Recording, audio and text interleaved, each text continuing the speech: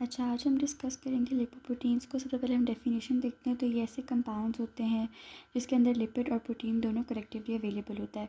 इसकी हम लोगों को क्यों ज़रूरत होती है लिपोप्रोटीन्स की, क्योंकि हमें पता है, हम लोगों ने चैप्टर 15 जो लिपिड गॉड का था उसमें भी हम लोगों ने यही डिस्कस किया था कि जो लिपिड्स हैं वो हमारी बॉडी के अंदर कंपार्टमेंटलाइज्ड फॉर्म में ही अवेलेबल होते हैं। वो खुद से सॉल्युबल नहीं होते एक्वस सॉल्यूशन में, फ्री फॉर्म में। इस वजह से उनको कुछ ना कुछ और चाहिए होता है कि वो उसके साथ एक कंपाउंड बनाए, कॉन्जुगेशन के अंदर जो है वो ट्रांसपोर्ट हो। इस वजह से हम लोगों को लिपोप्रोटीन्स जो है वो रिक्वायर्ड होती है।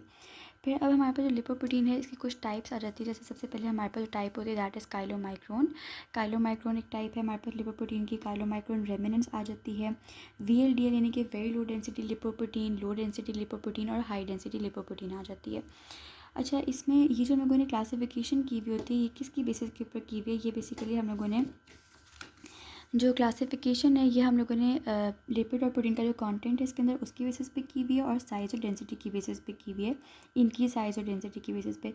जैसे ही हम लोग काइलोमाइक्रोन से HDL की तरफ आते हैं तो डेंसिटी हमारे पास इंक्रीज़ होती है, और जब हम लोग HDL से काइलोमाइक्रोन की तरफ जाते हैं तो हमारे पास साइज़ इंक्रीज़ होता है।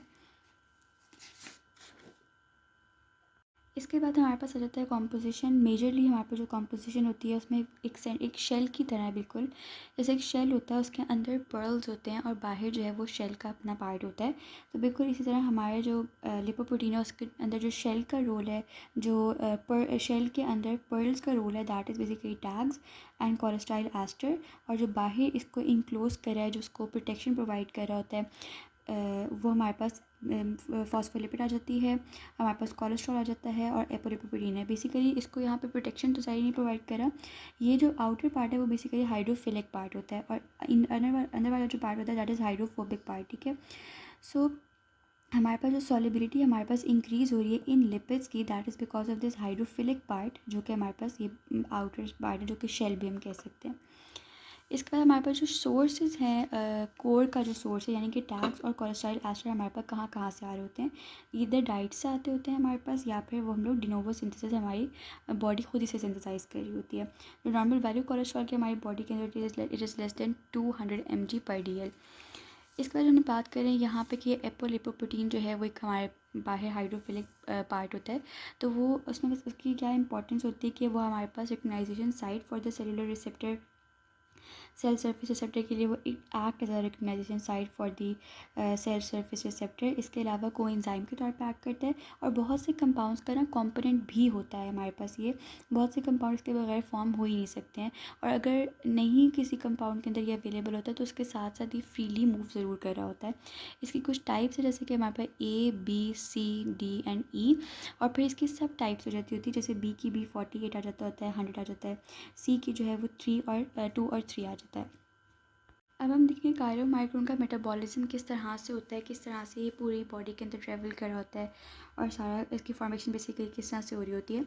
तो हमारे पास जो साइट होती है दैट इज़ इंटेस्टाइनल म्यूकोजा। जो हमारे पास में स्टेप्स आ जाते हैं दैट इज़ एपोसिंथेसिस, यानी एपोलिपोप्रोटीन की सबसे पहले सिंथेसिस होगी, क्योंकि हमें पता है कि हमारे बहुत से कंपाउंड्स होते हैं जिनको रिक्वायर्ड है एपोलिपोप्रोटीन फॉर देयर फॉर्मेशन। इसके बाद काइलोमाइक्रोन की असेंबली होती है। Nascent chylomicron is basically immature chylomicron हमारे पास इनिशियली फॉर्म होता है।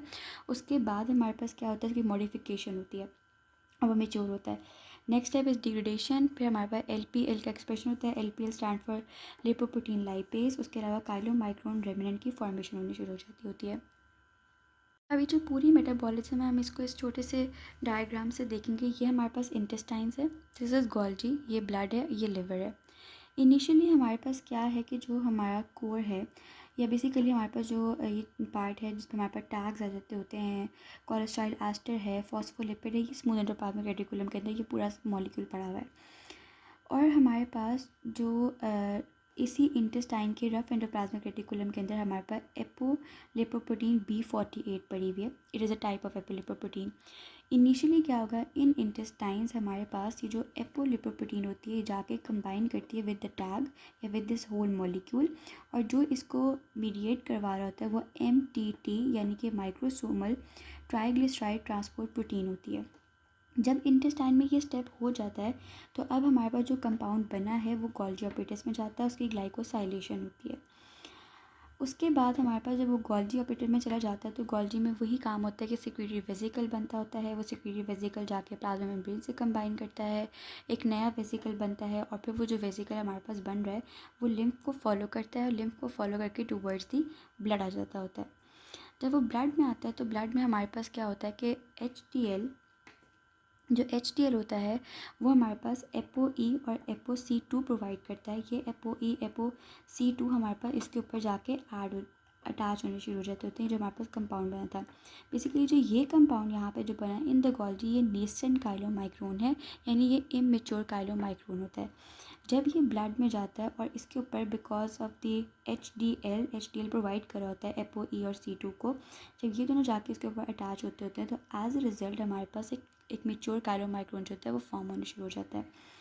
और जो LPL होता है वो बेसिकली हमारे पास कहाँ पर अटैच होता है, ब्लड में जो हमारे पास कैपिलरीज होती हैं वहाँ पे जो टिश्यूज़ अवेलेबल है, हमारा टिश्यू कैपिलरीज जो है वहाँ पे अवेलेबल होता है, एडिपोज टिश्यूज़ में अवेलेबल होता है, कार्डिक मसल में अवेलेबल होता है।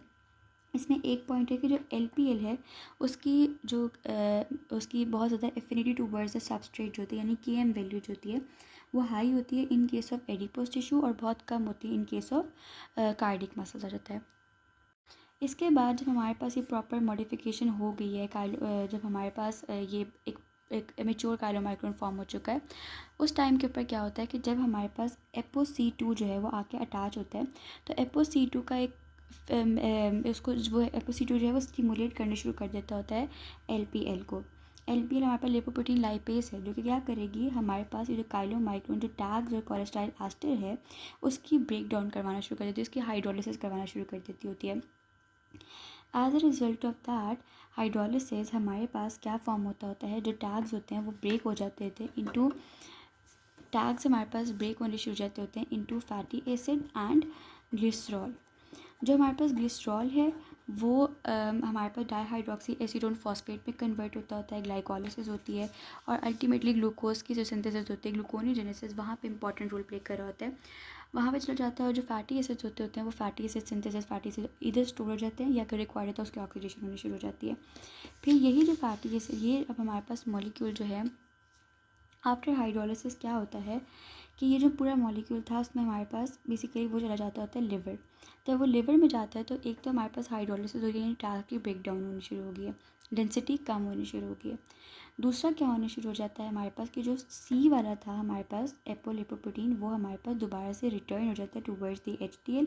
इसीलिए अब इस कंपाउंड के अंदर हमारे पास कोई ApoC2 का नहीं है, सिर्फ जो चीज़ें रह जाती हैं वो ApoB48 है और ApoE है। अब ये जो चीज़ बन गई है दैट इज़ हमारे पास काइलोमाइक्रोन रेमिनेंट, जो कि हमारे पास अल्टीमेट स्टेप था जो हम लोगों ने यहाँ बात की थी काइलोमाइक्रोन रेमिनेंट फॉर्मेशन, वो ये फॉर्म हो चुका है। ये हमारे पास लिवर में जाएगा, बेसिकली लिवर में किस तरह से जाता होता है, ये जो रेमिनेंट होता है ये हमारे पास बेसिकली जाके कंबाइन करता होता है जो लिवर के रिसेप्टर्स होते हैं हेपाटोसाइट उससे कंबाइन करेगा, लिवर में जाके लाइसोसोम के साथ कंबाइन करेगा। जब लाइसोसोम में कंबाइन करेगा तो इसकी हाइड्रोलिसिस होनी शुरू हो जाती होती है, लाइसोसोम सारी बात हाइड्रोलिसिस करता होता है और उसके बाद जब हाइड्रोलिसिस होती है तो एज ए रिजल्ट हमारे पास जो फ्री फैटी एसिड होते हैं वो और अमाइनो एसिड्स होते हैं वो फॉर्म होने शुरू हो जाते हैं। ये जो हमारे पास प्रोसेस था ये काइलोमाइक्रोन की सिंथेसिस का था। तो हम बात करते हैं VLDL की, यानी कि वेरी लो डेंसिटी लिपोप्रोटीन की।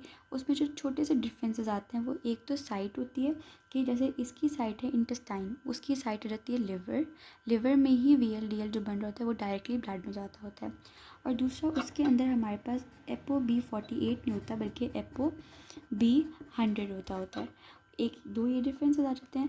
और VLDL में एक ये चीज़ होती है कि जब उसका जो रेमिनेंट फॉर्म होता है तो दैट रेमिनेंट इज़ IDL होता है हमारे पास, फिर वो लेटर ऑन कन्वर्ट होता है LDL के अंदर, वो हम आगे डिस्कस भी करेंगे। तीन ये डिफरेंसेस हो जाते हैं। इसके अलावा एक और डिफरेंस होता है कि बेसिकली VLDL जो होता है वो हमारे पास ट्रांसपोर्ट करता होता है टैग्स को टू दी HDL और HDL जो होता है वो कोलेस्ट्रॉल एस्टर को ट्रांसफ़र करता है टू दी VLDL। और ये जो चीज़ कर रही होती है वो हमारे पास ये एक ट्रांसपोर्ट प्रोटीन होती है वो कर रही होती है।